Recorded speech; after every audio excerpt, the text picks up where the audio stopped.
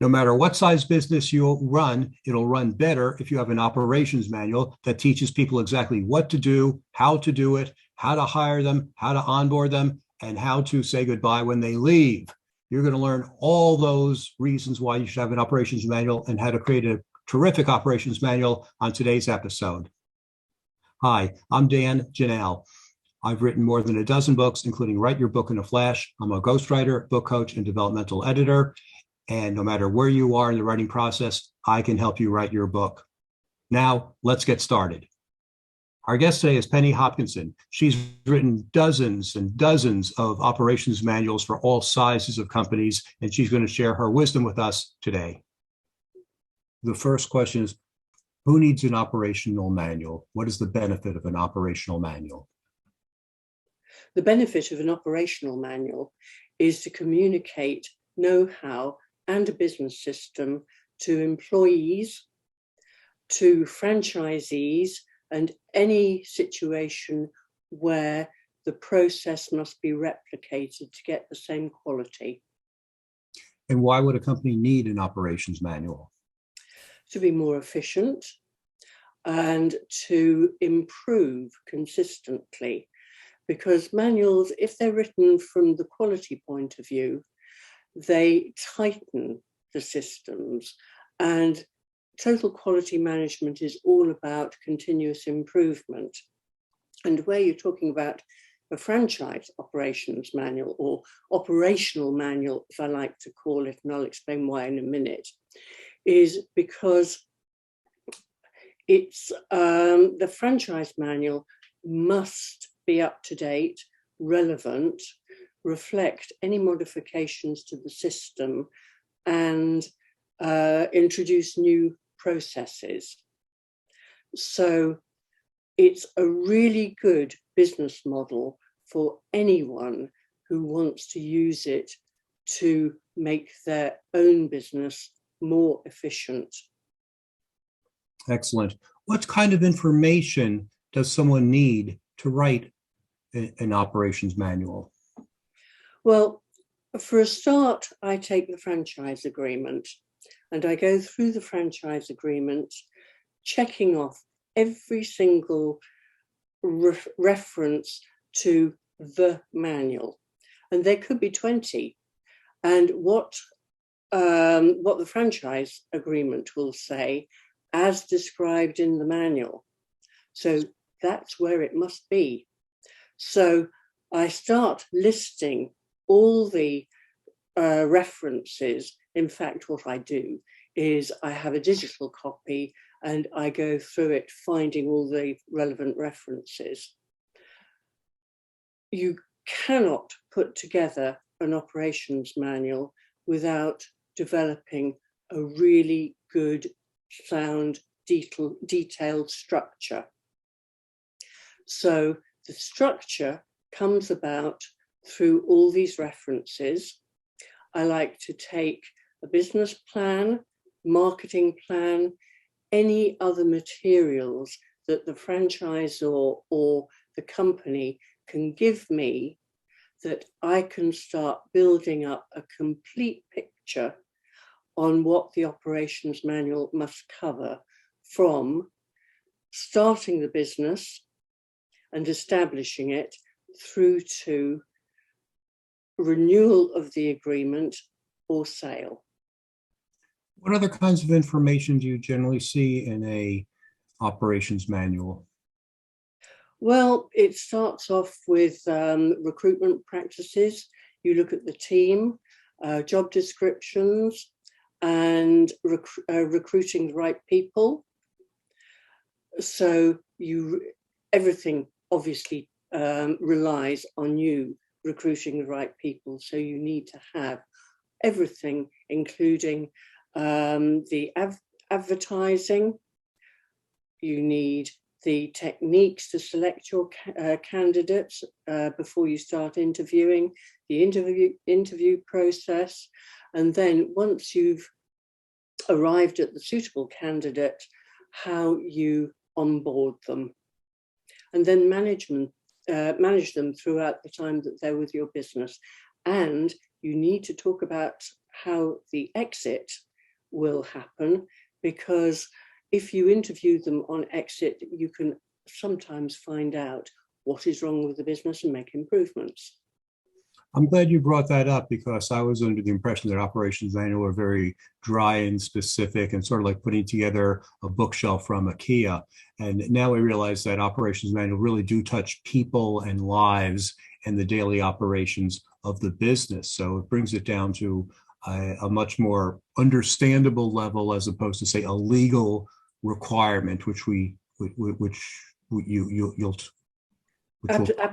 yes. Absolutely. I mean, one of the reasons why I started doing manuals, writing manuals, was because the ISO 9000 standard required companies who had achieved ISO 9000 to keep their manuals going, and they are the dullest, driest, least user-friendly manuals in the whole world.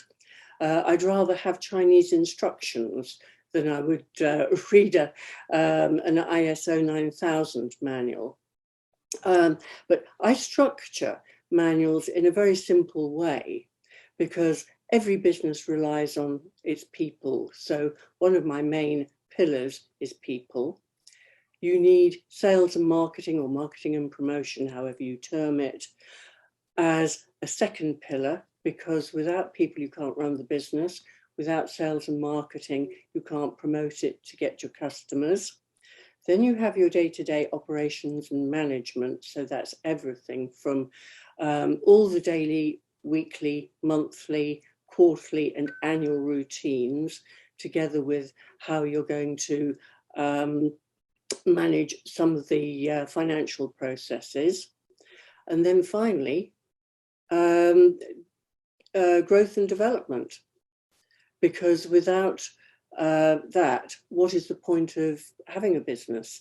You've got to teach people how they need to grow their business and make something of it, because most franchisees, well, every franchisee is an owner of their own business. The difference between a normal business and franchising is that they don't do it alone. They have the support of the franchisor, and the manual is a very, very substantial part of this. So in other words, that's the reason why a McDonald's hamburger tastes the same in Manchester, New Hampshire, as it does in Manchester, England. Absolutely. And of course, McDonald's was the trailblazer. And they all follow the same operations manual, so they hire the right people and teach them the same way. What kind of format should a person follow when they write an operations manual? Well, I always, there's one important thing to say here, that you're following minimum operating requirements. So when I write a section, the first thing I do is I look at the introduction. I say, what is somebody going to learn? What are they going to know? What are they going to understand? So we set the scene. And then we go on to look at the minimum operating requirements, which are largely in a franchise taken from the franchise agreement. So they are set in stone.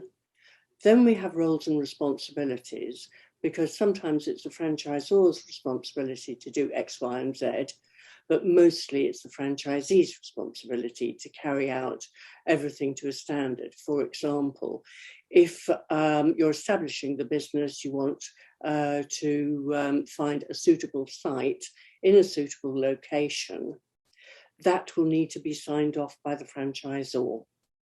They will need to know where it is, if it's suitable, and what kind of lease, generally speaking, if it's leased or bought. Mostly they're leased.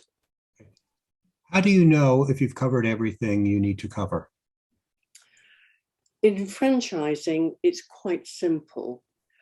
After the manual has been prepared to first reasonable draft, I go through the franchise agreement with a fine-tooth comb, checking off every single mention of the manual and every requirement to make sure it's in the manual. It's like a gap analysis. We will have done that to a large extent when we develop the structure and contents, but afterward we cross-check again, and then somebody very senior in the business, or a number of people, sometimes it's a franchisee panel as well as a franchisor, will look through the manual to make sure that they feel it's fit for purpose. But it has to be a collaborative exercise. You can't do it in isolation. Somebody can't say to me, right, Penny, here's the information, go ahead, go and write 200 or 300 pages and come back when you've finished.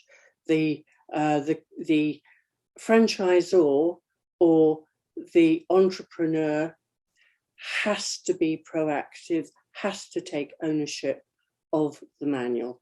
Otherwise it won't work. How long does it take to write a manual like that? Sometimes I could say it's how long is a piece of string, because it depends. It's horses for courses. Some manuals take a long time. For example, I did a fast food chain where they have 2,000 outlets, and we had separate volumes for supply chain marketing, to do world-class marketing. We had health, safety and hygiene manual and HR manual. But we do now we do a core operating brand standards manual, which underpins all the brand standards, and it's linked to a vast database, which is usually on a franchisee portal, which is a standalone website where all the resources a franchisee needs will reside, which can, of course, be replicated for any company. Okay, thank you very much. We'll have additional information on our overtime section video. So click on the link here to see really the stuff that's in the weeds if you're in the legal or compliance areas.